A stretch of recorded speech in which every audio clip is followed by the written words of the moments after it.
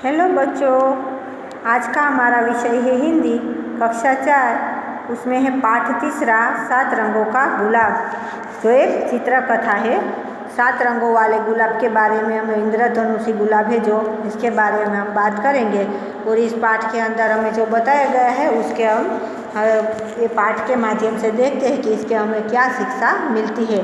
तो इस पाठ का चलो हम देखते हैं। राजा कृष्णदेव राय को फूलों से बहुत प्यार था। वे खुद बगीचे की देखरेख करते थे। जो मंत्री अनोखे फूलों के बीज और पौधे लाते थे उन्हें वो इनाम देते थे। राजा कृष्णदेव राय है उसको फूलों से बहुत प्यार था और उसके दरबार में जो भी मंत्री थे वो अलग अलग या अनोखे फूलों के बीज और पौधे लाते थे, उन्हें वो इनाम देते थे। राजा तो इनाम देते ही है उसके, कोई अच्छा काम करता है तो।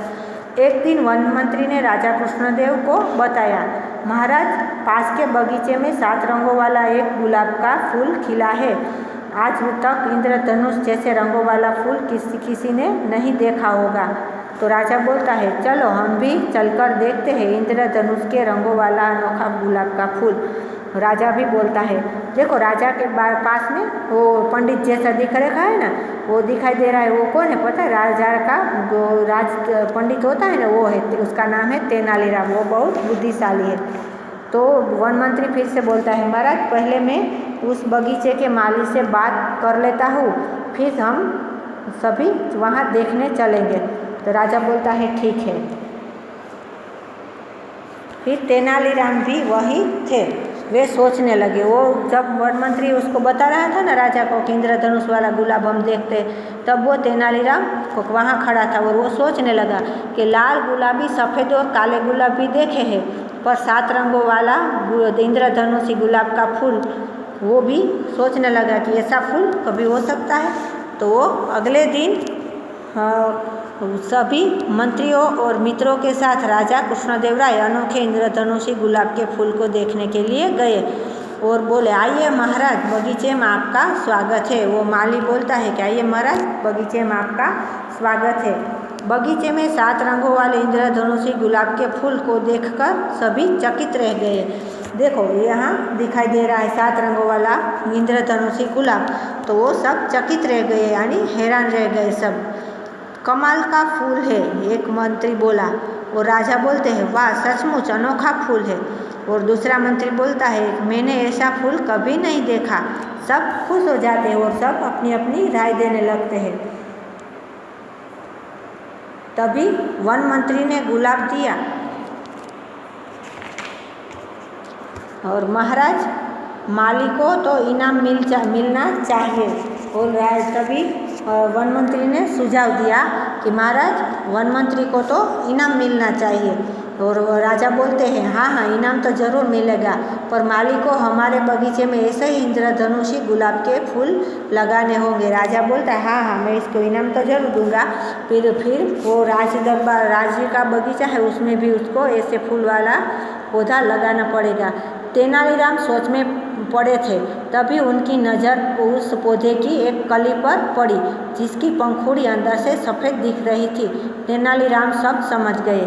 जो तेनालीराम थे वो बहुत बुद्धिशाली थे। वो सोच में पड़ गए थे और वो तो गुलाब के फूल को ही देख रहे थे। तभी उसकी नज़र गुलाब के नीचे एक पौधा था, उसमें जो एक कली लगी हुई थी उसकी पंखुड़ियों पर उसकी नज़र गई तो वो तो सफ़ेद रंग की थी और वो सब समझ गए।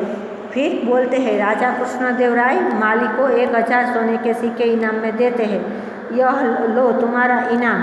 फिर तेनालीराम एकदम से बोल पड़ते हैं, रुकिए महाराज अभी इनाम मत दीजिए।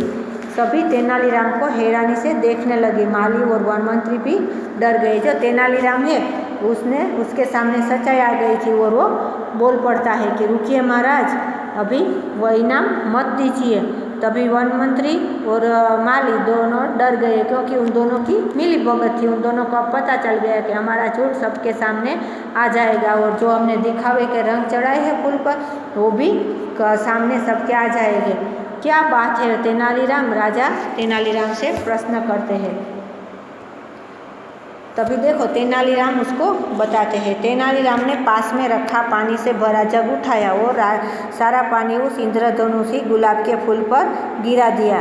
यह क्या है, सारा रंग धुलकर नीचे बह गया। राजा भी सोचने लगा। पानी जैसे ही गुलाब के ऊपर गए तो वो रंग चढ़ाए थे वो गुलाब के ऊपर से निकलने लगे और सारे कलर निकलकर बहने लगे। और तेनालीराम बताते हैं, महाराज ये सभी असली रंगों वाला गुलाब फूल नहीं था, बल्कि उस फूल को नकली रंगों से सजाया गया था। ऊपरी दिखावा ज़्यादा समय तक नहीं टिकता महाराज। तेनालीराम अपनी बात कहकर हंसने लगता है और राजा बोलता है, सच कह रहे हो।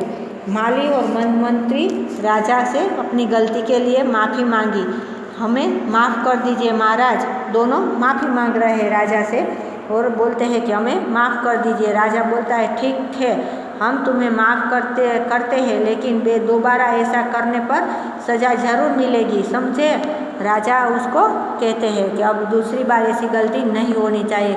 राजा कृष्णदेव राय तेनालीराम की बुद्धिमानी से खुश होकर इनाम के 1000 रुपये सोने के सिक्के हैं वो तेनालीराम को दे देते हैं और उसको धन्यवाद भी बोलते हैं, क्योंकि सच सामने लाए और राजा अपनी गलती करने से बच गए। इसीलिए तो इससे हमें क्या सीख मिलती है बच्चों, कि जो झूठ और दिखावा अधिक समय तक नहीं टिकता है। हमें कभी झूठ नहीं बोलना चाहिए और झूठा दिखावा भी नहीं करना चाहिए, क्योंकि वो अधिक समय तक नहीं टिकता है, वो कभी ना कभी सामने आ ही जाता है।